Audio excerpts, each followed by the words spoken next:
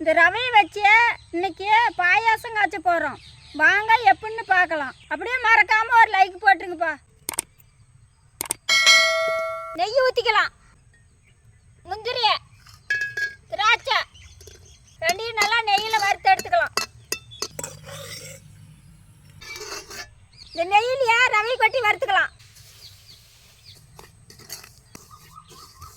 பசும்பால் சக்கரை போட்டுக்கலாம். பால் குறைச்சிக்கிச்சு ஏலக்காய் தூள் போட்டுக்கலாம். வறுத்தா முந்திரி திராட்சை உப்பு அரிசி எடுத்து போட்டுக்கலாம்.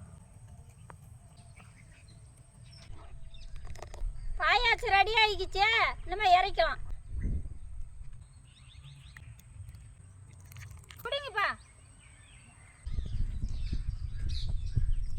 நான் காய்ச்சின பாயாசம் எப்படி இருந்துச்சு?